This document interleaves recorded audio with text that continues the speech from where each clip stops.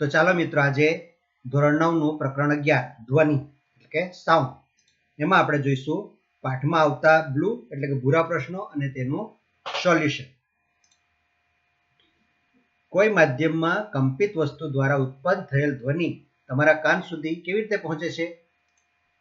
તો કંપિત વસ્તુ દ્વારા ઉત્પન્ન થયેલો ધ્વનિ માધ્યમમાં કણોની કંપિત ગતિને લીધે ઉદ્ભવતા સંગનન અને વિગનનની શ્રેણીના રૂપમાં પ્રસારણ પામે છે, જે આપણા કાન સુધી ધ્વનિ તરંગો સ્વરૂપે પહોંચે છે। તમારી શાળાના ઘંટ દ્વારા ધ્વનિ કેવી રીતે ઉત્પન્ન થાય છે તે સમજાવો। તો જ્યારે શાળાના ઘંટ પર હથોડી અફાળવામાં આવે છે ટક ટક ટક કરીને, ત્યારે તે કંપન ગતિ કરવા લાગે છે, પરિણામે કંપિત ઘંટમાંથી ધ્વનિ ઉત્પન્ન થાય છે।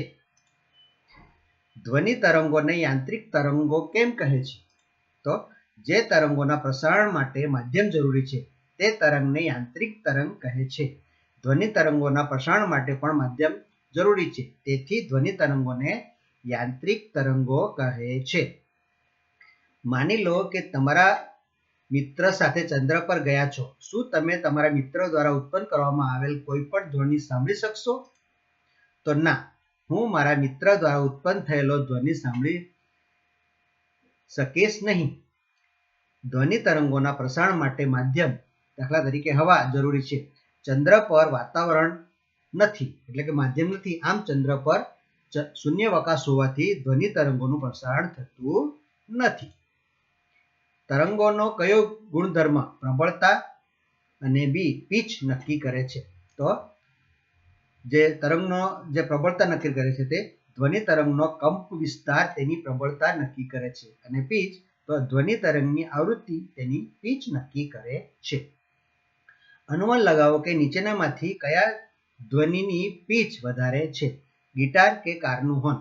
તો ગિટારની ધ્વનિ પીચ વધારે છે, કારણ કે ગિટાર વડે ઉદ્ભવતા ધ્વનિની આવૃત્તિ કારના હોર્ન વડે ઉદ્ભવતા ધ્વનિની આવૃત્તિ કરતાં વધુ હોય છે, તેથી ગિટારના ધ્વનિની પીચ કારના હોર્નના ધ્વનિની પીચ કરતાં વધુ હોય છે।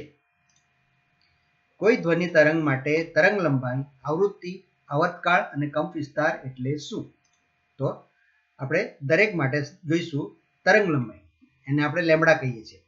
સંગત તરંગના બે ક્રમિક સંગનન સી અથવા બે ક્રમિક વિગનન આર વચ્ચેના અંતરને સંગત તરંગની તરંગ લંબાઈ કહે છે। આવૃત્તિ, માધ્યમમાં કોઈ નિશ્ચિત બિંદુ પાસેથી એકમ સમયમાં પસાર થતા સંગનનો અથવા વિગનનોની સંખ્યાને ધ્વનિ તરંગની આવૃત્તિ કહે છે। આવર્તકાળ, તો માધ્યમમાં કોઈ નિશ્ચિત બિંદુ પાસેથી બે ક્રમિક સંગનનો કે બે ક્રમિક વિગનનો ને પસાર થવા માટે લાગતા સમયને ધ્વનિ તરંગનો આવર્તકાળ કહે છે। કંપ વિસ્તાર એ તરંગ પ્રસરણની ઘટના દરમિયાન મૂળ માધ્યમના સ્થાનથી કોઈ એક તરફ માધ્યમના કણના મહત્તમ સ્થાનાંતરને તરંગનો કંપ વિસ્તાર કહે છે। કોઈ ધ્વનિ તરંગની તરંગ લંબાઈ અથવા આવૃત્તિ તેની ઝડપ સાથે કેવો સંબંધ ધરાવે છે? તો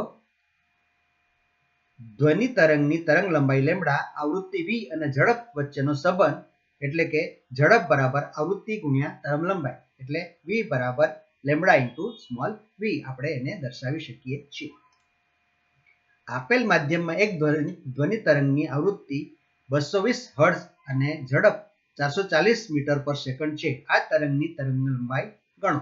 તો અહીં આવૃત્તિ વી બરાબર 220 હર્ટ્ઝ અને ઝડપ એ કેટલી છે? 440 મીટર પર સેકન્ડ છે, તો તરંગ લંબાઈ લેમ્બડા બરાબર એનું આપણે જે આ સૂત્ર છે વી બરાબર વી ઇન્ટુ લેમ્બડા, તો લેમ્બડા બરાબર આ વી ને છેદમાં વી એટલે 440 ભાગ્યા 220 તો 2 મીટર, આમ તરંગ લંબાઈ લેમ્બડા બરાબર 2 મીટર થશે।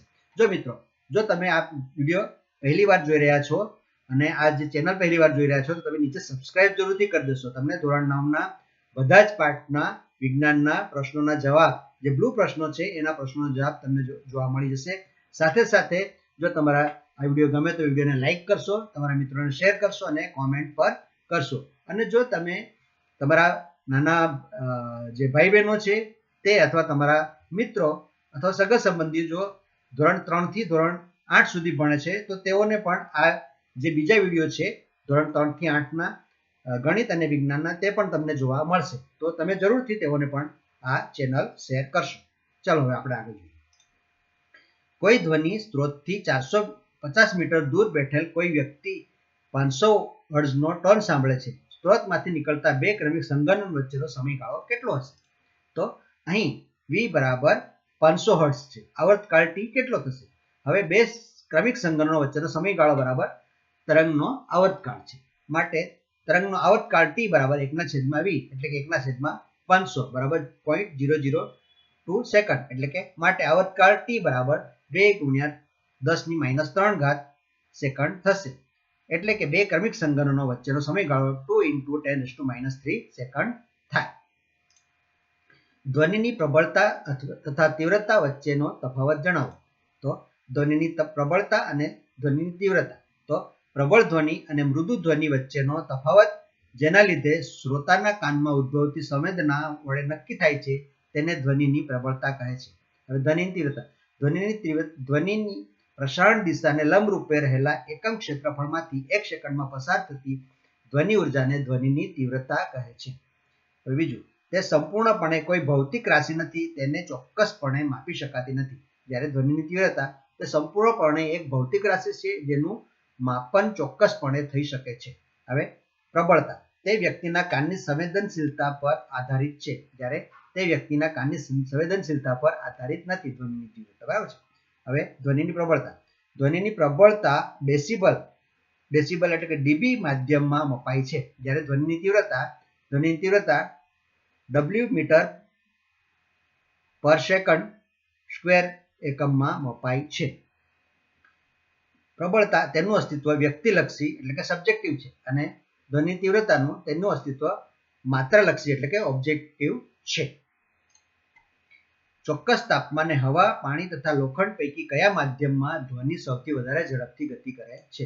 તો ધ્વનિ તરંગોની ઝડપ પ્રવાહી અને વાયુની સાપેક્ષે ઘન પદાર્થોમાં સૌથી વધારે હોય છે. તેથી લોખંડમાં ધ્વનિ તરંગોની ઝડપ સૌથી વધારે હોય છે. કોઈ પડઘો 3 સેકન્ડ પછી સંભળાય. જો ધ્વનિની ઝડપ 342 મીટર પર સેકન્ડ હોય તો સ્ત્રોત અને પરાવર્તક સપાટી વચ્ચેનું અંતર કેટલું હશે? તો એમાં આપણે જોઈએ, અત્રે ધ્વનિની ઝડપ 342 મીટર પર સેકન્ડ છે. સમય t બરાબર 3 સેકન્ડ. સ્ત્રોત અને પરાવર્તક સપાટી વચ્ચેનું અંતર d બરાબર કેટલું થશે તે શોધવાનું છે આપણે. તો પડઘો સંભળાય ત્યારે ધ્વનિ દ્વારા કરાયેલ કુલ અંતર બરાબર ધ્વનિની ઝડપ ગુણ્યા સમય એટલે 2d કેમ લીધું? તો કે સ્ત્રોત અને પરાવર્તક સપાટી એટલે પહેલા સ્ત્રોત બાજુ જાય અને પછી પાછું પરાવર્તક સપાટીથી પાછું સ્ત્રોત બાજુ આવે. માટે 2d બરાબર v ગુણ્યા t એટલે કે સમય, ઝડપ ગુણ્યા સમય. તો d બરાબર v ગુણ્યા t છેદમાં 2 બરાબર 2 નીચે આવી ગયા એટલે માટે d બરાબર 342 ગુણ્યા t 3 ગુણ્યા ભાગ્યા 2 માટે d બરાબર 313. સ્ત્રોત અને પરાવર્તક સપાટી વચ્ચેનું અંતર d બરાબર 513 મીટર થશે. કોન્સર્ટ હોલની છત વક્રાકારે કેમ હોય છે? તો કોન્સર્ટ હોલની છત વક્રાકાર બનાવવાથી અનિચ્છનીય અનુરણન નિવારી શકાય છે અને છત પરથી પરાવર્તિત પામ્યા બાદ ધ્વનિ હોલના દરેક ખૂણા એટલે કે ભાગ સુધી પહોંચી શકે છે, જેથી પ્રેક્ષકો સ્પષ્ટ ધ્વનિ સાંભળી શકે છે.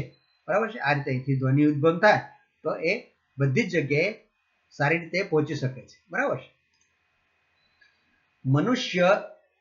સામાન્ય મનુષ્ય માટે ધ્વનિ શ્રાવ્યતાનો વિસ્તાર કેટલો હોય છે? તો સામાન્ય મનુષ્ય માટે ધ્વનિ શ્રાવ્યતાનો વિસ્તાર 20 હર્ટ્ઝથી 20,000 હર્ટ્ઝ જેટલો હોય છે. નીચેના ધ્વનિ આવૃત્તિનો વિસ્તાર કેટલો હોય છે? તો અશ્રાવ્ય ધ્વનિનો વિસ્તાર કેટલો હોય છે? તો અશ્રાવ્ય ધ્વનિનો વિસ્તાર ધ્વનિ 20 હર્ટ્ઝથી ઓછી આવૃત્તિ હોય છે, જ્યારે પરાશ્રાવ્ય ધ્વનિ 20,000 હર્ટ્ઝથી વધારે આવૃત્તિ હોય છે. તો અહીં આપણો આ પાઠના બ્લુ પ્રશ્નો પૂરા થાય છે. આપણે બીજા પ્રશ્નોમાં મળીશું. ત્યાં સુધી થેન્ક યુ, બાય બાય. જો તમે હજુથી ચેનલને સબસ્ક્રાઇબ નથી કરી તો નીચે તમે સબસ્ક્રાઇબ કરી દેશો. ફરી આપણે મળીશું. ત્યાં સુધી થેન્ક યુ.